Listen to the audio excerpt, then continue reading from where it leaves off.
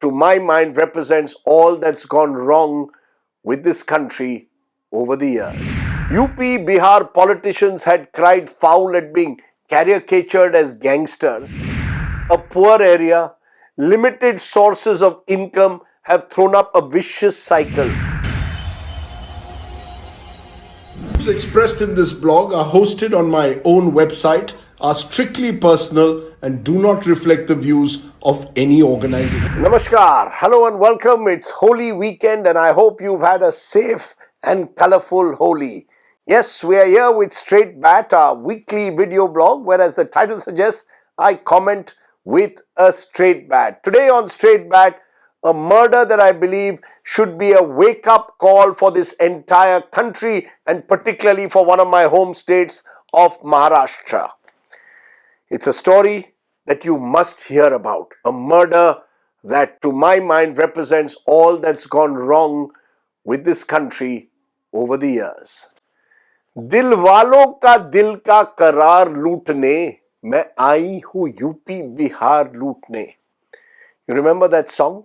The lyrics of that super hit song from the 1999 film Shool were once a metaphor for the criminalized politics of the Hindi heartland. In an era where the criminal-politician nexus was institutionalized across large swathes of the Indo-Gangetic plains, this song, which was picturized on Shilpa Shetty's dance moves, referred derisively to the cash and carry politics of that time. UP Bihar politicians had cried foul at being caricatured as gangsters. The rest of the country seemed somewhat relieved that their politics was a little less coarse. A quarter of a century later, my friends, it is apparent that the rot when it comes to the criminal-politician nexus is no longer confined to a few states like UP and Bihar. Viral videos last week showed how in a village in Beed district of Marathwada in Maharashtra, an accused beat up a sarpanch mercilessly with rods, tortured him, even urinated on his body before killing him. The horrific murder was captured by the accused on camera, almost as if they felt emboldened enough to show their clout and power to the gazing audience. No surprise then that the prime accused in this case that has shocked Maharashtra is a key aide of the state minister Dhananjay Munde. The murder took place in early December. The videos have only surfaced now, and the public outcry has eventually forced the minister to resign. A belated resignation, however, cannot mask the reality, my friends, of just how politics has become a criminal enterprise in many parts of the country. The accused in this case were reportedly running an extortion racket, demanding money from a Mumbai-based wind energy company that had invested in the region. Many of these accused were politicians at a local level. When the courageous Sarpanch tried to intervene and stop the extortion bid, he was eliminated. Could the accused have acted with such impunity unless they had the patronage of someone higher up like a minister? Was the minister Dhananjay Munde controlling them, or was this gang operating as an autonomous outfit? Today I want to set the context so you realize why I want to do a straight bat on Beed. Beed is one of the most backward regions of Maharashtra and the country. A drought-prone belt of Marathwada, Beed provides approximately 70% of the farm labor to the more prosperous sugar heartland of southern Maharashtra and western Maharashtra. A number of families in Beed migrate to these other regions in search of work every year, especially during the cane cutting and harvesting season. A poor area, limited sources of income have thrown up a vicious cycle of debt and poverty from which Beed has been unable to extricate itself. crime then becomes a lucrative option for many unemployed youth.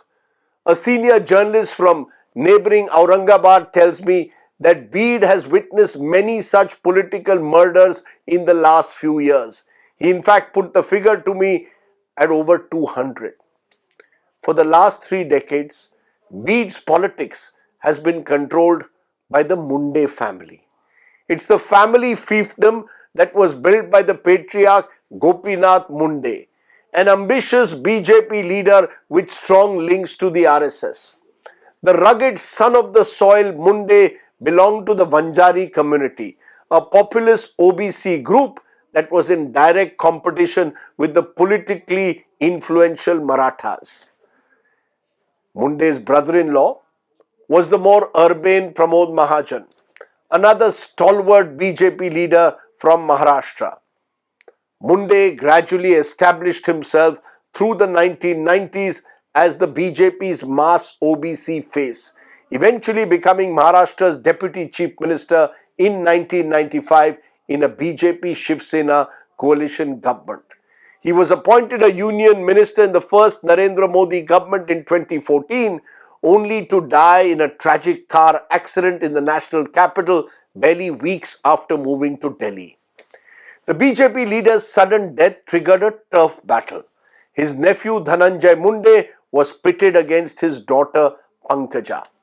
The 49-year-old nephew, Dhananjay, was once a BJP Yuva Morcha president at the state level, who resigned from the party in 2013, joined the NCP, and then took on his cousin Pankaja from the family bastion of Parli in Bede district.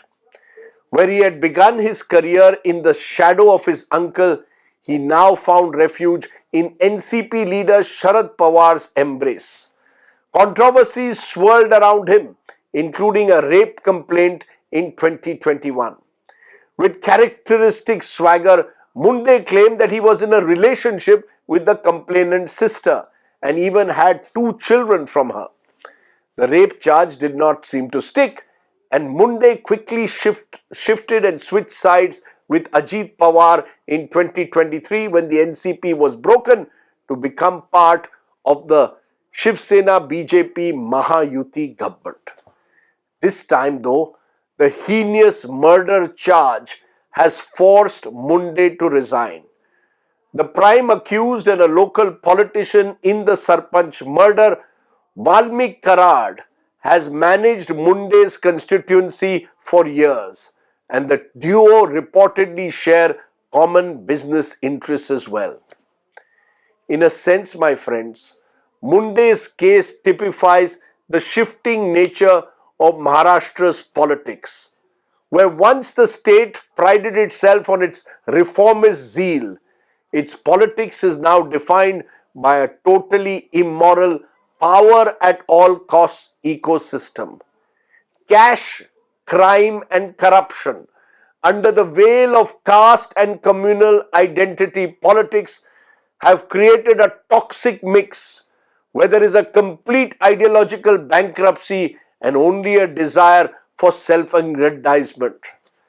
Where Gopinath Munde came through the Sangh Parivar and remained committed to the party, his nephew, like so many contemporary Maharashtra politicians, has benefited from the opportunistic politics of splits and defections that has wrecked the state's party system.